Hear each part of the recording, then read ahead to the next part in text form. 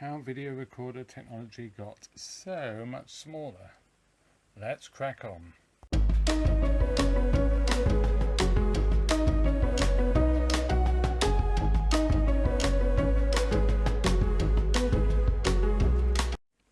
Hello and welcome to another MrBetaByte video, and this one's a little bit different insofar as we're looking at a Sony HVR-M15. This is a repair from George. Hi George, hope all is well with you. This is an urgent repair. I'm not actually taking repairs at the moment because I've just got so much else going on. So this was our last quick one through the door. So this one, basically halfway through a job, a tape got stuck in it, and George managed to retrieve the cassette, but there was some damage, and the back tension band actually was broken when I opened it up, floating about. And yeah, it's going to be quite a fun one, this, because obviously I'm doing this after I've recorded the rest of the footage, just because I actually had problems with running out of space and corrupt videos. So this introduction is after the event, but I do also have a fair idea what's wrong with this, and hopefully we'll get it going in part 2. But I do ask for comments at the end, and I'd love to hear your comments on this. I am really very inexperienced when it comes to this type of deck. I've worked on some camcorders that use DV tape, and my own DV machine, DVCAM machine. So, you know, but nowhere near the experience that some of you have. So anything you can share on the mechanical side of these would be absolutely fantastic. So with that, you're going to join me fiddling about with this back tension and trying to get the band back together. The band, incidentally, you can actually get it, but the cheapest I've found it is £70 all in, and it's just like, oh, good grief. So yeah, let's crack on. So I don't know how well you can see this, but this was actually bent. So it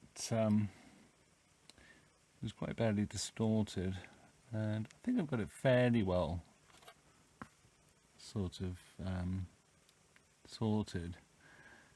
And the problem I have now is how I'm going to put this back together. I'm assuming that the plastic has broken off. So I'm wondering if I could get a tiny bit of super glue in there and then maybe press it together with some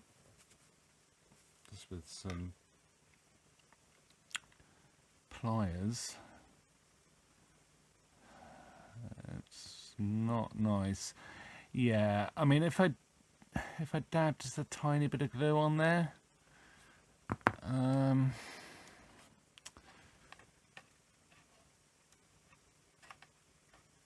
I have to do it in the right.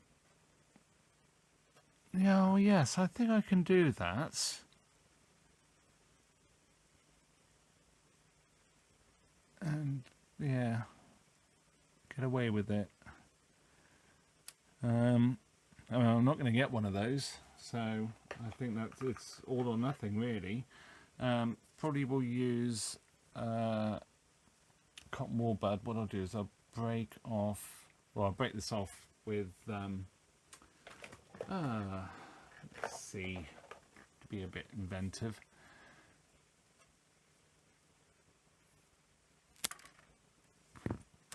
Drop it in the machine, it's always good, isn't it? So I've got a bit of a point to just dab a bit of super glue in there. Okay, well here goes. This could go horribly wrong. It's one of those things I've only got one chance really to do it as well. So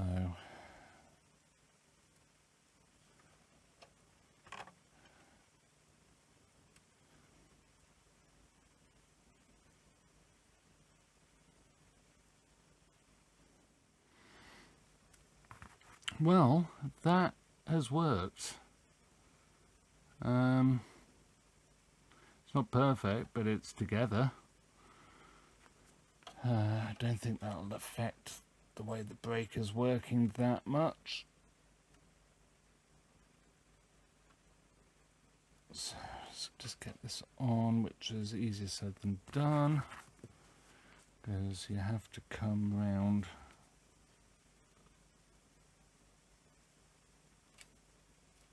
Super careful. I don't think I'm missing anything. I think it's just literally just popped off.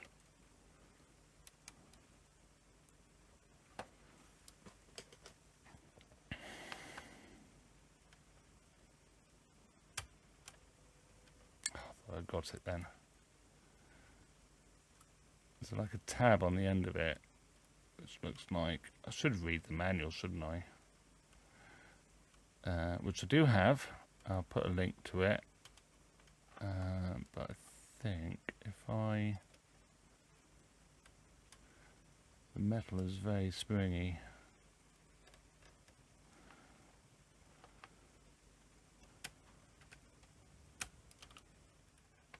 That's got it.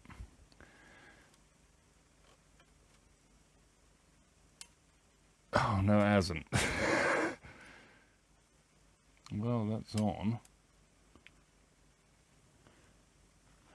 I'm not convinced that's right. It looks a bit weird, I have to say. You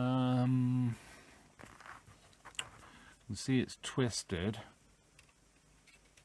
which is not going to help things.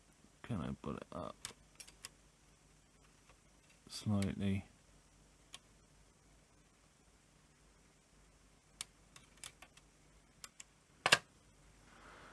Yes, I can. It also looks bent.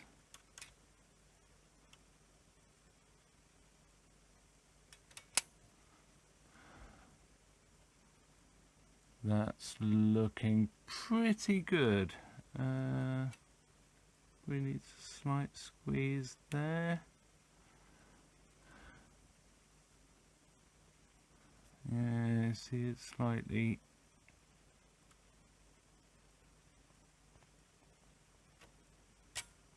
yanked.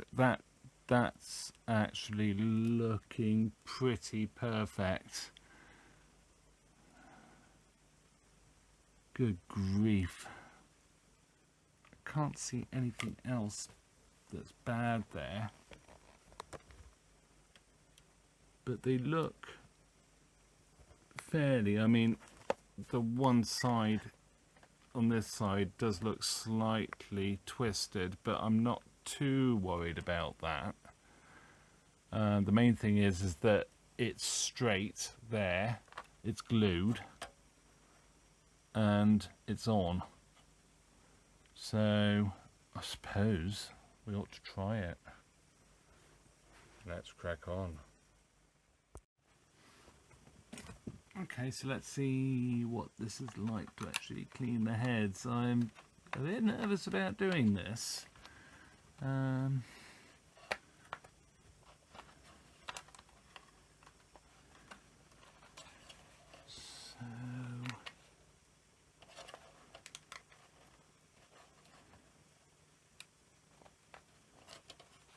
99% isopropyl. So I've got a bit of chamois. So cut it down. Should be okay doing that. And my thinking is to put this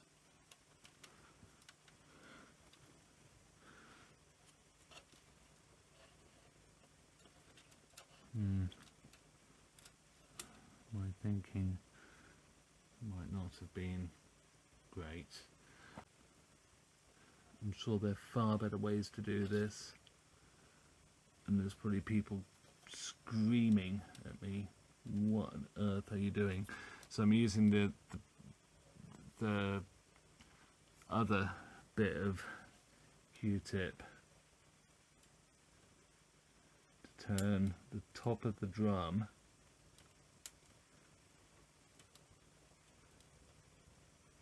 and just gently clean the heads. Really, this feels so wrong. Goes against all of my better judgment. Let's get you in a better shot.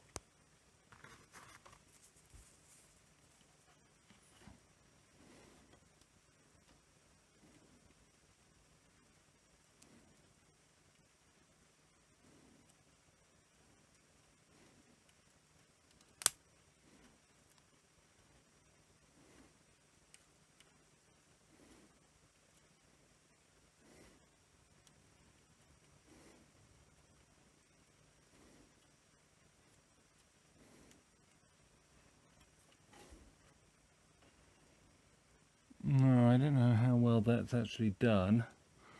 Oh, that's clever.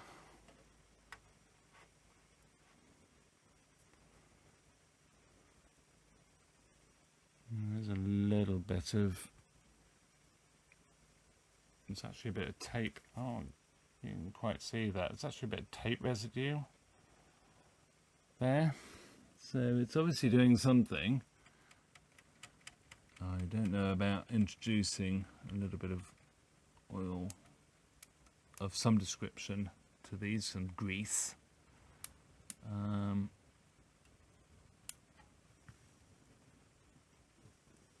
Might be doable.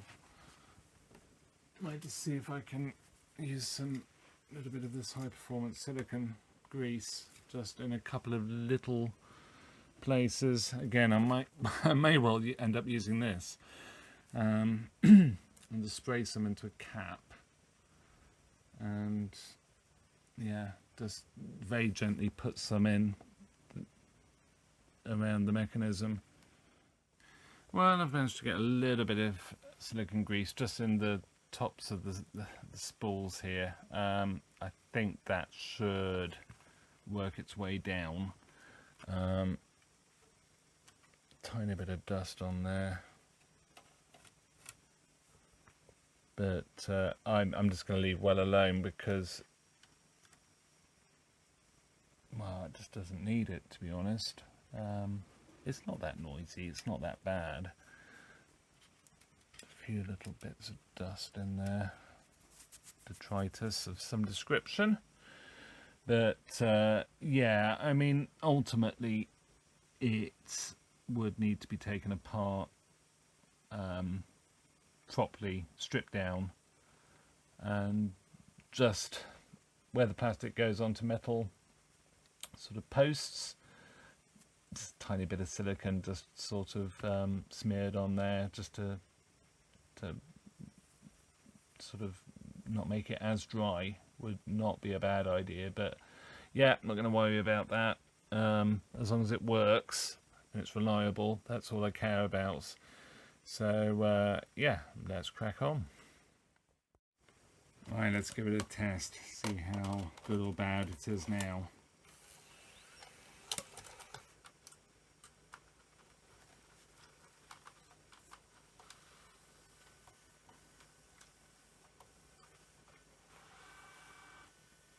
Do its self-test.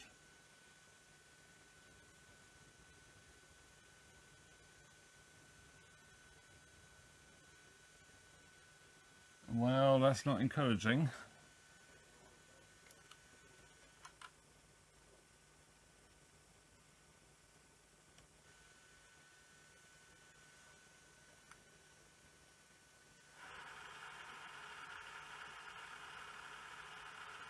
Yeah, I've got a bit of a head clog going on there.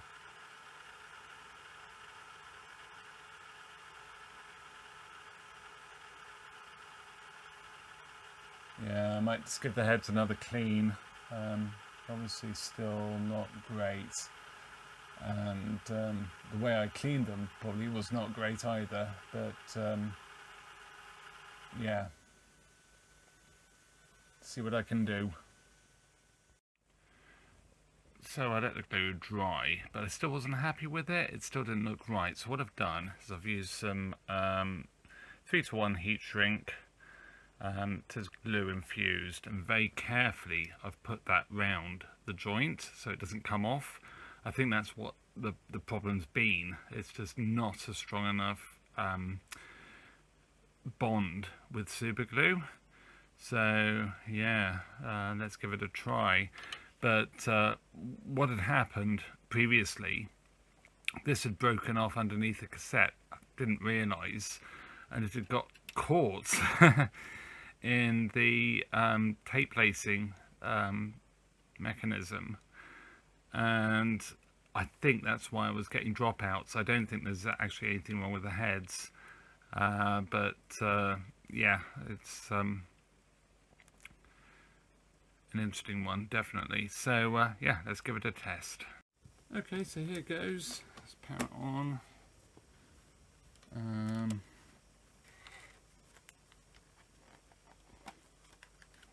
going to try mini DV. Fingers crossed it's all okay. The back tension is round where it should be. Oh, just have to actually turn it on. Oh no, there we go.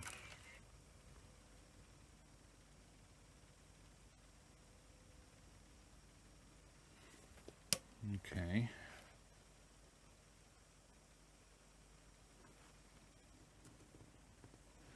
Well, that's not doing anything.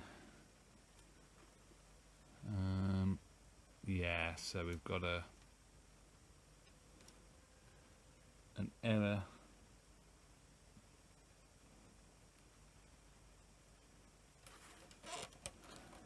There, which is not great.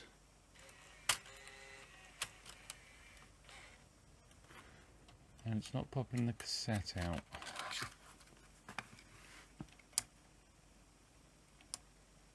Sounds like something's broken. Hear it ticking, trying to run the lacing motor.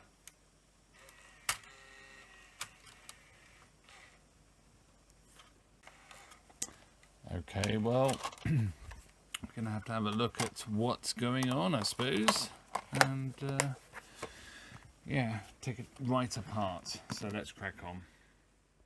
So, just taking the bottom cover off, just 4 screws, nothing terribly exciting. Just taking these 2 small screws out so I can then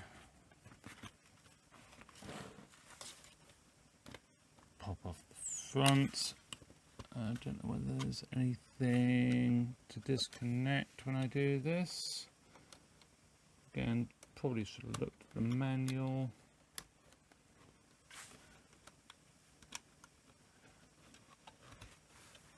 No, it is literally just a front.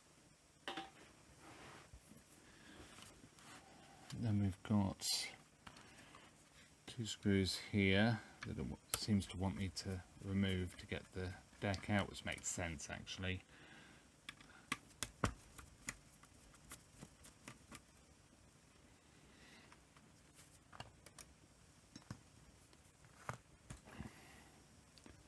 Then we've got 4 screws holding the deck in, 2, 3, 4. So let's get those out.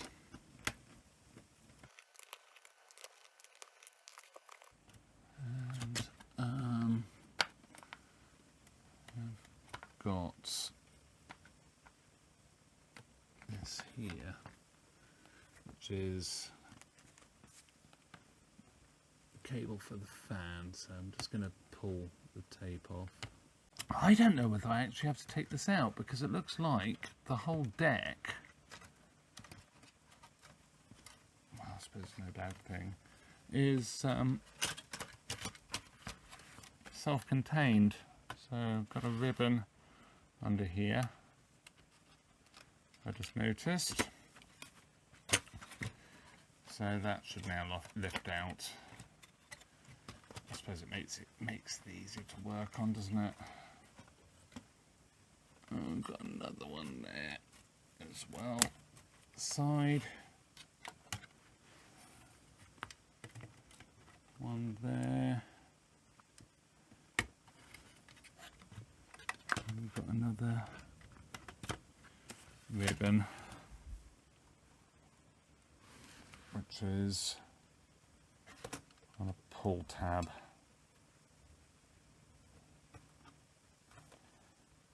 Let's make sure that's pulled out properly. There we go. Fan.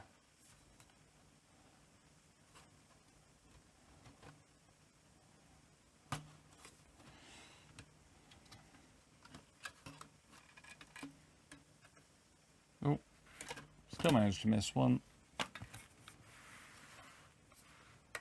Connector there.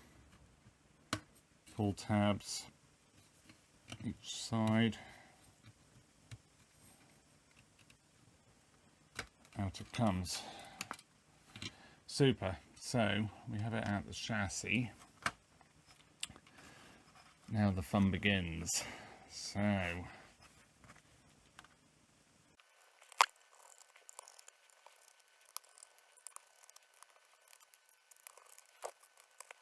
is this on? Yeah, it's on a multi-connector at the back. Thought it probably would be. So I do actually wonder what is going on here.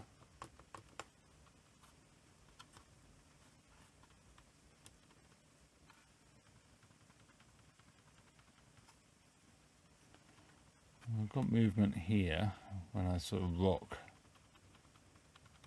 this. It's actually two helix screws, so one here and one here, one off the driving motor, and then one onto the motor for the, oh dear, for the racing. Everything looks in time, everything feels free. I just wonder why it isn't lacing.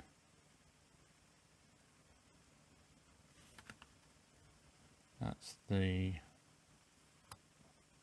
changing the size, spool size. More dust down here.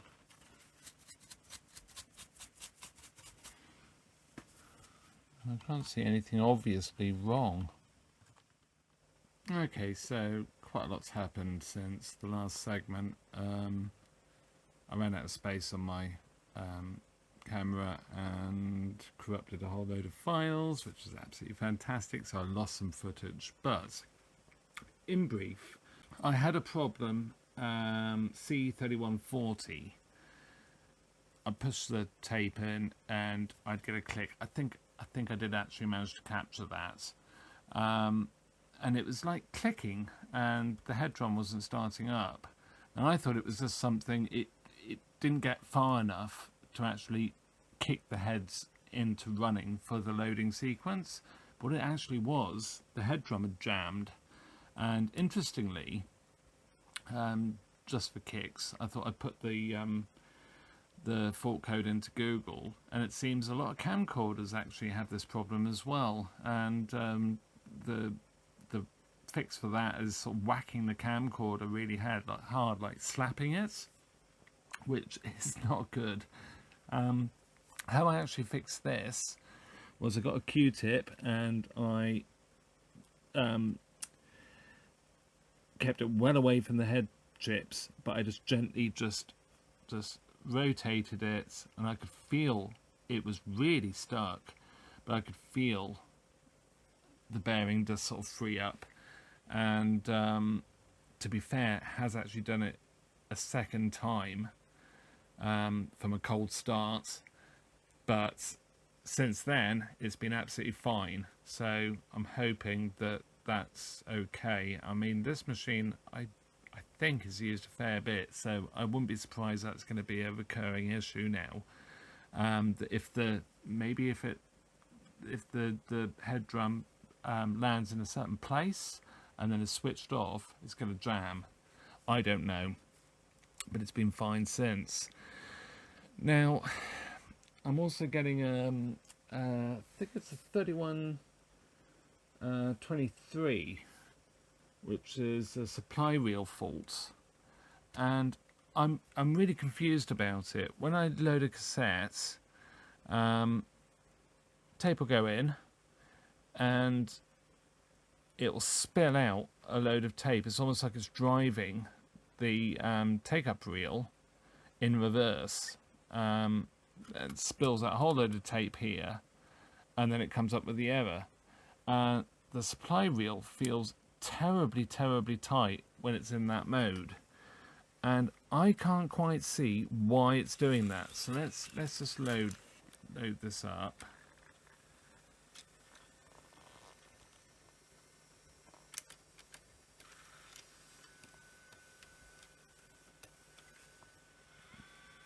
And it does that, and then it errors with the 3123, C3123. And you know what I have been doing, I mean, it's pretty good actually. It doesn't damage the tape as such, but what I've been doing is just sort of turning this, you have to actually break it, because just turning it, you're just fighting against one of the guides. So you have to sort of like use a finger to turn it, another finger to act as a clutch so it doesn't slip back. Putting the tape back in, and then it ejects fine. Having said that, if I press eject, so just press eject, it does actually do a pretty good job most of the time of putting the tape back in, but there is something not right with the mechanism. I still find it odd that this back tension band was bad, it was broken, but this is so tight, and like really tight, and I can't quite see, looking at the mechanism underneath, why. Another thing I have checked is all the ribbon connectors and everything. This board here actually, is it that board? That board actually will move. It's actually designed to move, so it can locate onto the board interconnect. And that does put a little bit, because it sort of moves this way, the ribbon cables plug in that way, and it does strain them slightly, sort of moving it about. So I thought, well, I'll reseat all those cables. Yeah, it's sort of quite interesting that when I first got it, and I managed to sort of get it going the first time with this fixed, it actually sort of worked. I was getting noise from one head chip. Now it's just doing all sorts of weird and wonderful things. It's almost like when it starts off it's fine, and the more you use it, the worse it gets. And I mean, it feels, you could almost say it feels almost like capacitors, but I don't think so. I think I've got some sort of mechanical issue here going on that I need to sort and work out, which is easier said than done, because I can't work on the mechanism or see the mechanism working because there's a board screwed to the bottom of it. I'm going to leave this here now as part one. I would be very interested in your comments if you've worked on these machines or have experience of them, what the issue could be. I don't want to play about with this machine more than I need to, just because it is quite fragile, and the vintage of mechanism this is. They're great, but they're not the best, I don't think, that Sony ever made. Let's put it that way. But I'm missing something, or I need to be doing something that my tiny little brain is not quite calculating how what needs to be done. Yeah, so other thing as well, this remote control for the my sort of DVCAM machine there, this actually is fully compatible with this one, so it's common to this generation of machine. So what is it? It's an RMT DS5. Did have a look on eBay actually earlier to see how much they go for, and they're going for like 40 or 50 quid now. They're quite cheap and nasty though, because you wouldn't really use one generally. So yes, so with that, comments very gratefully received. Any ideas on what possibly could be going on? I did wonder if there was a problem with the idler section, but no, it all seems to be fine. I did try it. Someone's probably going to say about light getting into the end sensors. That's not really a massive problem with these. I mean, I did try it with the cover on just to sort of confirm that it does exactly the same thing. But these are actually IR sensitive rather than just light sensitive. So yeah, that's fine. But yeah, just really odd. And like I say, I'm still really confused how that got broken. But I suppose it really depends how the tape was got out. But yeah. So with that, that's the end of part one, and I hope you enjoyed this one. Obviously not a happy ending yet, but would be great to have your comments, and I look forward to seeing you in another video. Bye for now.